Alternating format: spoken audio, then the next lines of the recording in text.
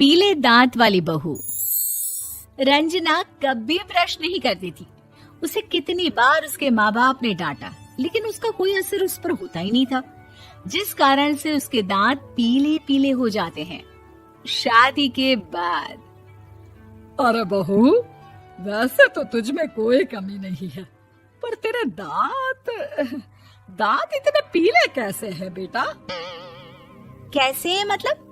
कोई सर्जरी थोड़ी ना कराई है। वो तो क्या नाम, मैं ब्रश नहीं करती थी तो पीले हो गए। अब क्या करूं? आप कहें तो लाल करवा लूं या फिर काले? यार ये क्या है, क्यों माँ से लड़ रही हो? लड़ रही हूँ? अरे मैं लड़ रही हूँ या ये बोल रही है कि दांत पीले हैं, पीले। अरे तपस्या थोड़ी ना की है इन्हें पीले करने के लिए। बकायदा ब्रश नहीं किया है 20 साल तक, तब जाकर। छी, कैसी बात कर रही हो? ये उस वक्त तो पीले नहीं थे जब हम लोग तुम्हें देखने आए थे। अरे तब साफ करवा लिया होगा डेंटिस्ट के पास जाकर। अब देखो कैसे पीले पीले लग रहे हैं। रंजना सास की तरफ गुस्से से देखती है। फिर शुरू हो गई पीले पीले पीले। अरे पीले तो तब भी थे जब मेरे हाथ का रसगुल्ला उड़ा उड़ा कर खा रही थी और बोल रही थी, लड़की नहीं गुणों का खजाना दे रहे भाई साहब आप। खैर, अब वो लोग करते भी तो क्या करते, पीले दांत वाली बहू पल्ले पड़ी थी तो झेलना तो था ही। एक दिन कीर्तन में रंजना गाना गा रही थी। अरे कमला बहन, माँ का द्वार है, यहाँ तो सब शुद्ध होकर आते हैं, फिर अपनी बहू को ब्रश भी नहीं करवाती तुम। दूर से पीले पीले दांत भक्ति में बाधा उत्पन्न कर रहे हैं। अरे कोई 2 साल के बच्चे थोड़ी ना लेकर आई हूँ मैं बहू बनाकर। अच्छी खासी लड़की है, अरे कैसे करवाऊं ब्रश? ये तो उसे खुद करना चाहिए ना। अब माँ बाप तो इसके जैसे तैसे निपटा दिए, ये नहीं सोचा कि सास कैसे संभालेगी। सास बहू को लेकर घर आ जाती है, लेकिन सोच लेती है कि अब इसे लेकर कहीं नहीं जाएगी। अगले रोज बहू कहती है, अरे क्या हो गया, मंदिर नहीं जाना क्या? कीर्तन का वक्त हो रहा है। मेरी मधुर वाणी से कान्हा जी जागते हैं और सोते हैं। आप तो जानती है ना उनकी भक्ति में कितना मन लगता है मेरा। वो क्या है ना, तबीयत ठीक नहीं लग रही है मेरी, आराम करूंगी मैं। तबीयत ठीक नहीं लग रही? अभी तो मिथुन के गाने पर नाच रही थी आप, और अब बोल रही है कि तबीयत ठीक नहीं लग रही। अरे भक्ति में मन लगा लो सासू माँ, ऊपर जाना है, क्या मुंह दिखाओगी आप? हाँ? सास को बहू की बात पर गुस्सा आ जाता है। मैं क्या मुंह दिखाऊंगी, इसकी चिंता तो ना कर, समझी? अपने मुंह की चिंता कर, जो ये पीले पीले दांत लेकर हर जगह पहुंच जाती है। पता है लोग कितना मजाक बनाते हैं। ना जी ना, मैं नहीं जाना कहीं तेरे साथ। तो ये बात है। कोई ना, मत जाओ, मैं अपने कमरे में ही बैठकर भक्ति कर लूंगी। ऊपर वाला दांत थोड़ी ना देखता है, मन देखता है, भावना देखता है। और अरे बस बस, तू सब कुछ दिखा, बस ये सफेद चमकदार दांत ना दिखाना किसी को, है? जा यहाँ से। बहू को सास की बात का कोई फर्क नहीं पड़ता, वो तो जैसी थी वैसी ही रह जाती है। सुबह नहाकर किचन में खाना बनाना, फिर खाना खाना, कीर्तन भजन करना और सो जाना। एक दिन, माँ जी मैं सहेली के घर जा रही हूँ, शाम को लेट आऊंगी। हाँ, तो जाना, मैंने कौन सा तेरी आरती करनी है घर पर बैठकर। रंजना सहेली के घर जाती है, जहाँ वो पार्टी में जाने की तैयारी कर रही होती है। अरे शिखा, कहाँ जाने की तैयारी कर रही है?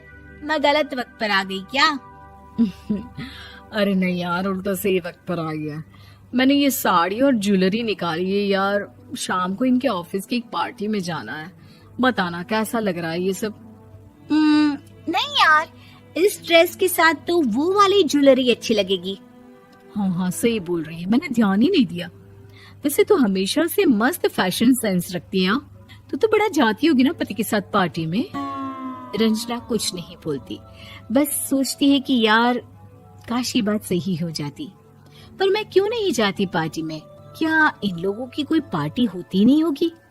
रंजना घर आती है और रात में पति से सवाल करती है, एक बात बताइए, आप मुझे किसी पार्टी में क्यों नहीं ले जाते? क्या आपके यहाँ ऑफिस में पार्टी नहीं होती? पति बेचारा क्या कहता कि दांत पीले हैं तुम्हारे इसलिए। अरे कोई पार्टी होती नहीं हम लोगों के ऑफिस में, तो कहाँ से लेकर जाऊं? और मार्केट, मॉल, कहीं वीकेंड घूमना, कहीं तो। अरे यार सारे हफ्ते में एक छुट्टी मिलती है, तो सोचता हूँ कि आराम ही कर लूं। क्यों? रंजना मन मार के रह जाती है।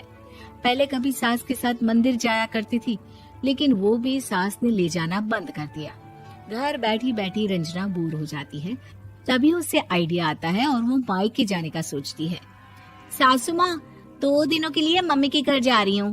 अच्छा अच्छा ठीक है, आराम से जा। और हाँ, माँ से कुछ अच्छी आदत सीख कर आना कि कैसे शरीर के हर भाग की तरह दांतों की सफाई भी जरूरी होती है, समझी? शुरू हो गई ना आप। वो लोग आपकी तरह नहीं है कि छोटी छोटी बात का बतंगड़ बना दे।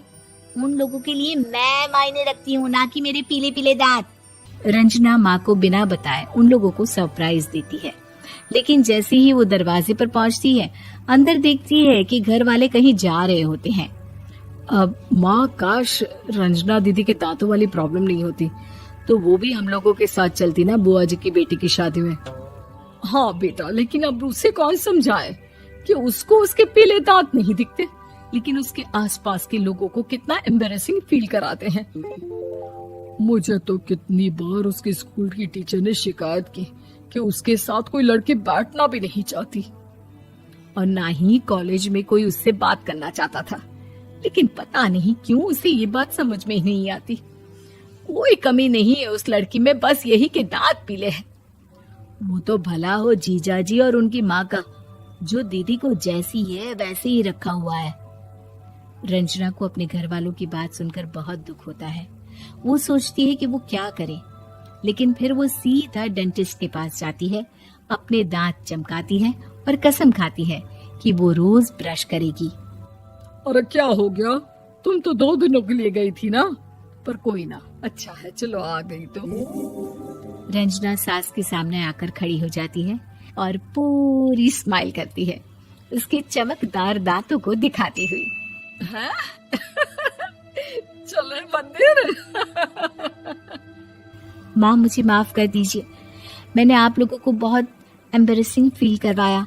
मैं आज से रोज ब्रश करूंगी।